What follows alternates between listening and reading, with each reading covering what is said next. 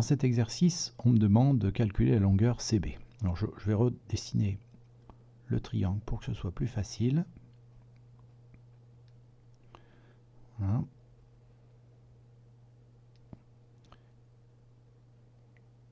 Donc, on a ici le point H, il y a un angle droit ici, on a le point S, le point C et le point B. Et ce qu'on cherche à calculer, c'est donc CB. Je vais mettre les longueurs qui me sont données par l'énoncé. SH, c'est 100 mètres. L'angle HCS, il est là, c'est 75 degrés. Et l'angle HBS, donc HBS, il est ici et il mesure 65 degrés.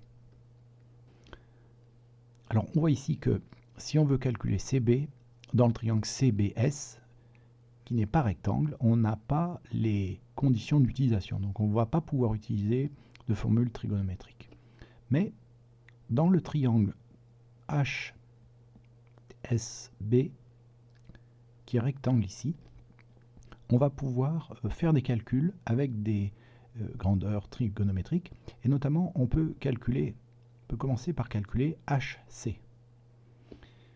Une fois qu'on aura calculé HC, on a un autre triangle rectangle que je dessine en vert ici, qui s'appelle SHB, qui est rectangle aussi en H. Et dans ce triangle en vert, eh bien, on connaît l'angle, on connaît une longueur, et donc on pourra calculer HB. Comme on aura déjà calculé HC, par différence, on trouvera CB. Bien, maintenant on va mettre en œuvre ces deux démonstrations. La première se trouve dans le triangle HSB, HSC, et bien sûr, il est rectangle en H, c'est pour ça qu'on va pouvoir utiliser une formule trigonométrique.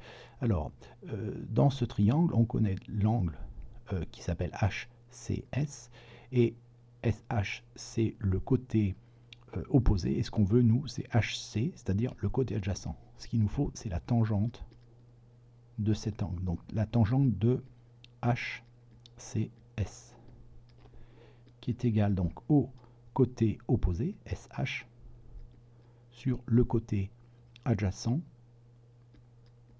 HC. Je remplace tout ça, donc la tangente de 75 degrés est égale donc à SH, c'est-à-dire 100, sur HC. Pour trouver HC, c'est pas très compliqué. Je peux utiliser une petite méthode toute simple, toute bête, dans laquelle je réécris donc au brouillon, c'est pour ça que je le mets en vert ici, l'égalité. Je vais considérer que je vais mettre tout sous forme d'une sorte de fraction, donc tangente 75, je vais le mettre sous forme d'une fraction, tangente 75 sur 1. Ensuite, je vais effacer le signe égal entre les deux fractions, puis je vais prolonger les deux barres de fractions, séparer, et on voit un tableau. Et dans ce tableau, ce que je veux calculer, c'est HC. Donc je vais faire ce calcul-là, c'est un tableau de proportionnalité, 100 fois 1 divisé par tangente de 75. Et c'est ce qui va me donner le calcul pour trouver la longueur HC. Je calcule la longueur HC, enfin j'écris la formule qui me permet de trouver cette longueur, donc 100 fois 1 sur tangente de 75, et je fais le calcul. Avec la calculatrice, j'obtiens un résultat approché qui vaut 26,79. Je vais arrondir à 26,8 mètres. J'arrondis au dixième. On s'intéresse maintenant au triangle SHB. Il est rectangle en H, donc il faut le préciser.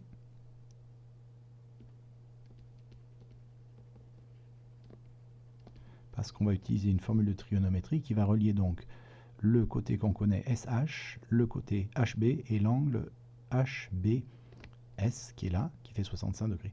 Pour cet angle HBS, le côté ici HB c'est le côté adjacent et SH c'est le côté opposé. Une formule qui relie le côté adjacent d'un angle et son côté opposé, c'est à nouveau la tangente.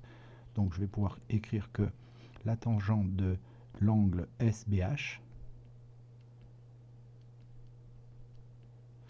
c'est égal donc au côté opposé, SH, sur le côté adjacent, HP.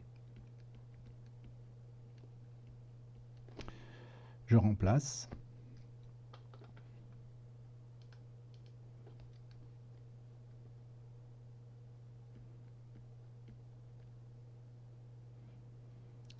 Je vais avoir donc la tangente de 65 degrés qui est égale à SH qui vaut 100 sur HB qu'on cherche.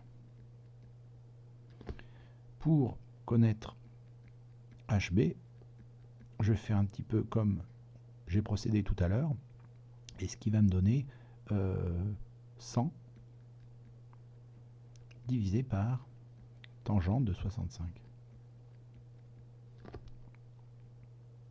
La calculatrice me donne une valeur approchée que je vais arrondir au dixième de mètre, donc 46,63. Le chiffre des dixièmes c'est le 6, donc je vais, comme le chiffre après le 6 c'est 3, je vais donc arrondir à 46,6 mètres. Puis il ne me reste plus qu'à conclure, parce que je cherche la longueur CB, et la longueur CB, eh c'est la longueur HB moins la longueur HC. Donc 46,6 moins 26,8. Alors c'est une valeur approchée que je vais obtenir. 19,6 mètres.